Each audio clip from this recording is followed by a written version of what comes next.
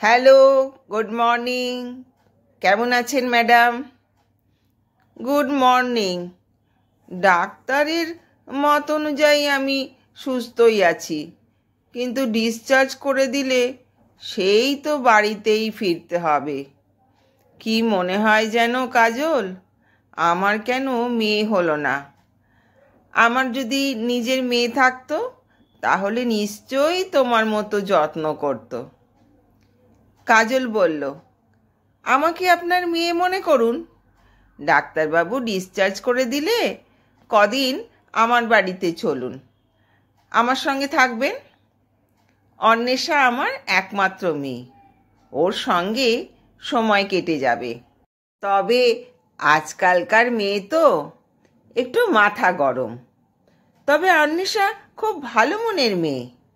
চলুন, কদিন থেকে আসবেন। কল্পনা দেবী বললেন, তা তুমি ভালোই প্রস্তাব দিলে, দেখি কি করা যায়। আচ্ছা ম্যাডাম, তাহলে আমি রেজিস্টারে এন্ট্রি করে আসি। আপনি ততক্ষণ ব্রেকফাস্টটা করে নিন, এক্ষুনি ডাক্তারবাবু ভিজিটে আসবেন। ডাক্তারবাবু ভিজিটে আসবেন শুনে কল্পনা দেবী তাড়াতাড়ি টিফিন করে চাদর চাপা দিয়ে শুয়ে পড়লেন। ডাক্তারবাবু এসে জিজ্ঞাসা করলেন, কি ম্যাডাম, কেমন বোধ করছেন? রিপোর্ট তো ওয়েল অ্যান্ড গুড। কল্পনা দেবী বললেন, ডাক্তারবাবু তাহলে কি আজ আপনি ডিসচার্জ করে দেবেন? কেন বলুন তো, আপনি বাড়ি যেতে চান না? অন্য পেশেন্টরা তো একটু সুস্থ হলেই বাড়ি যাওয়ার জন্য ডাক্তারবাবু ছেড়ে দিন, ডিসচার্জ করে দিন বলে বলে মাথা খারাপ করে দেয়। আপনাকে সুস্থ আছেন বললেই আপনি বলেন, না ডাক্তারবাবু আমি মোটেই ভালো নেই। কথাগুলো শুনে কল্পনা দেবী হাসলেন। অন্বেষাকে কাজল অনু বলে ডাকত। এত বেলা হয়ে গেল, মেয়েটা এখনো ঘুমোচ্ছে। অনু, ওঠ ওঠ, সকাল হয়ে গেছে, ওঠ। আরে ব্রেকফাস্ট দিয়ে দিয়েছি, উঠে পড়, উঠে পড়, চলো তৈরি হয়ে যাও। অনু, আমি ডিউটিতে যাচ্ছি, ঠিক আছে? উঠে পড়ো কেমন? ওরে বাবা রে, মেয়েটা আবার ঘুরে শুয়ে পড়ল। আরে ওঠ না অনু। অন্বেষা বলল, মা কি হয়েছে, এত ডাকছো কেন? তুমি যাও না, ব্রেকফাস্ট আমি ঠিক করে নেব। কাজল বলল, শোন না, একটা কথা বলি তোকে। আমাদের নার্সিংহোমে একজন বয়স্ক ভদ্রমহিলা ভর্তি হয়েছিলেন। এখন তিনি পুরোপুরি সুস্থ হয়ে উঠেছেন, কিন্তু উনি নিজের বাড়ি ফিরতে চাইছেন না। ওনাকে আমাদের বাড়িতে নিয়ে আসবো? উনি থাকলে তোর সময় কেটে যাবে। ওনারা আগেকার দিনের মানুষ, ওনাদের আচার আচরণ শিক্ষা দীক্ষা আজকালকার মতো নয়। ওনার কাছ থেকে অনেক কিছু শেখবার মতো আছে। তুই বাড়িতে একা থাকিস, একজন কেউ তোর সাথে থাকলে আমিও নিশ্চিন্তে ডিউটিতে কাজ করতে পারি।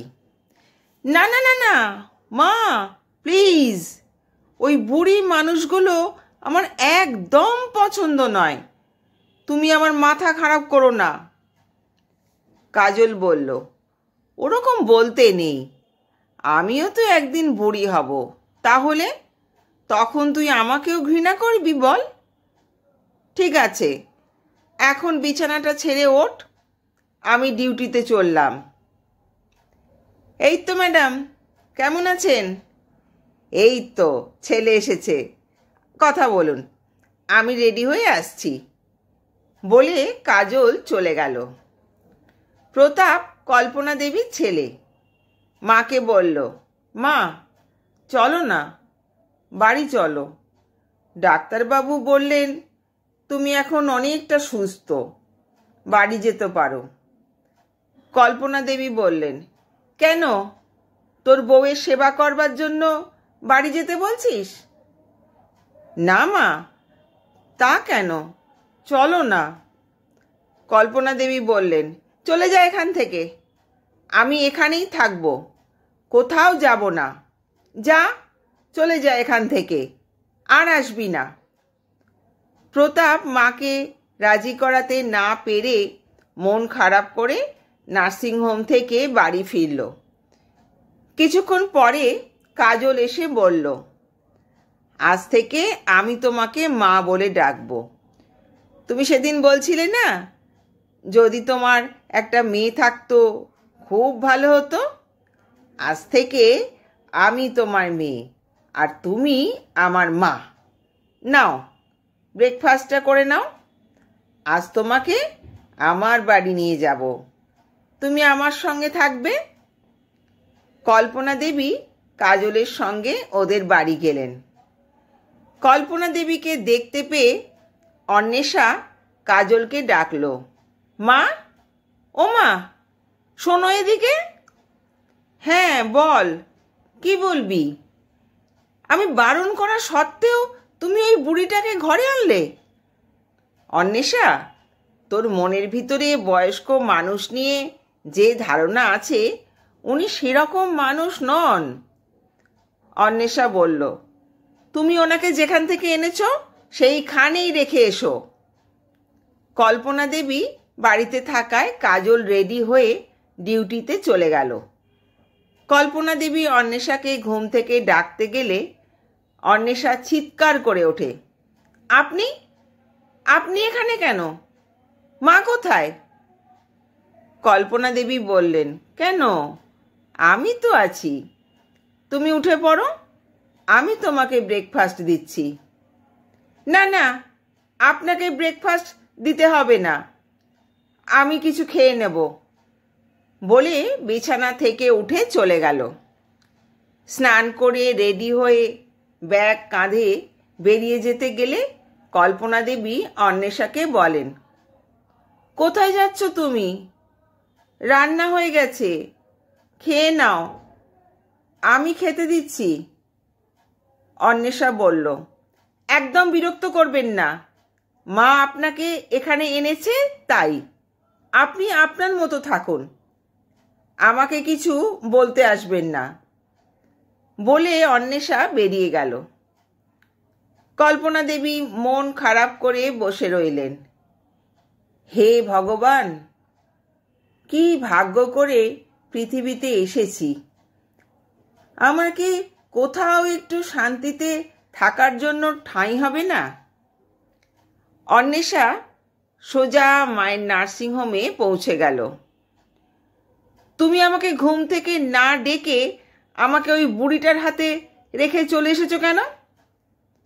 কাজল বলল, এদিকে আয়, এখানে অনেক লোক বসে আছেন বলে একটা রেস্ট রুমে অন্বেষাকে নিয়ে গেলেন। বল, কি হয়েছে? আমি থাকবো না ওনার সঙ্গে। কাজল অন্বেষাকে বোঝালো যে তার এই ধরনের ব্যবহার করা উচিত নয়। মায়ের কথায় অন্বেষা খানিকটা শান্ত হলো। মনে মনে ভাবল, তার হয়তো এই ধরনের আচরণ করা উচিত হয়নি। কাজল অন্বেষাকে নিয়ে বাড়ি ফিরল, কিন্তু দরজায় তো তালা। তাহলে কল্পনা দেবী চলে গেলেন? কাজলের ভীষণ খারাপ লাগলো। বলল, দেখ অন্বেষা, তোর ওই রকম ব্যবহার দেখে উনি চলে গেলেন। উনি যদি খারাপ হতেন, ওনার যদি মান সম্মান বোধ না থাকতো, তাহলে উনি চলে তো যেতেনই না, বরং তোর সম্বন্ধে নানা অভিযোগ আমাকে করতেন। পাশের বাড়ির ভদ্রমহিলা কাজলকে দেখতে পেয়ে চাবিটা দিয়ে বলল, তোমার ঘরের ওই মহিলা চাবিটা আমাকে রাখতে দিয়ে কোথাও গিয়েছেন। কাজল ঘরে না গিয়ে অন্বেষাকে নিয়ে সোজা কল্পনা দেবীর বাড়ির ঠিকানায় গেল। বাড়িতে ঢুকতেই বাইরে থেকে শুনতে পেল এক মহিলা কণ্ঠস্বর চিৎকার করে বলছে, একটাও সংসারের কাজ করতে পারো না, শুধু খাওয়া আর খাওয়া। বেঁচে আছো কেন? মরে যেতে পারো না? তাহলে তো ছেলে বউয়ের জীবনটা বাঁচে। তোমার ছেলে কত টাকা রোজগার করে যে ঘরে বসে বসে খাবে? বলে ধাক্কা দিয়ে বাইরে বের করে দিল কল্পনা দেবীকে।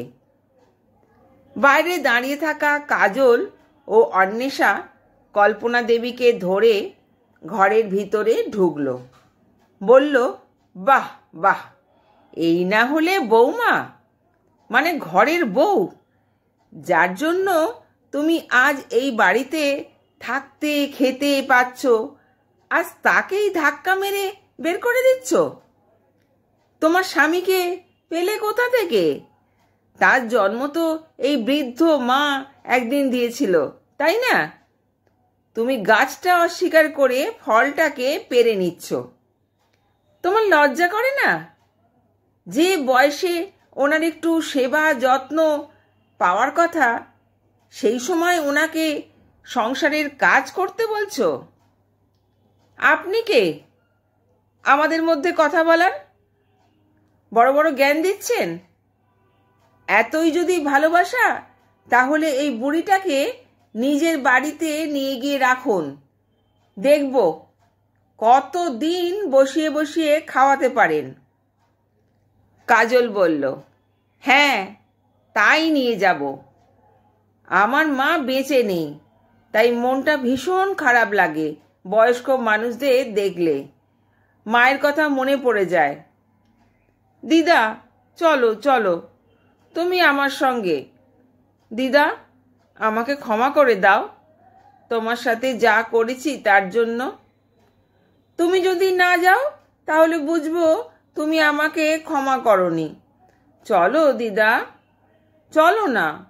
অন্বেষা বলল, চলো মা, তুমি আমার মা হয়ে বাকি জীবনটা আমার সাথে কাটাবে। কাজল বলল। অন্বেষা আর কাজল সসম্মানে রীনা দেবীকে নিজেদের বাড়ি নিয়ে গেল। বন্ধুরা, আজ তোমাদের কাছে একটা আবদার রইল আমার। যারা গল্পটা শুনলে অবশ্যই তারা আমার চ্যানেলটাকে সাবস্ক্রাইব করে পাশে থেকো। তোমরা সবাই সুস্থ থেকো, ভালো থেকো। ধন্যবাদ।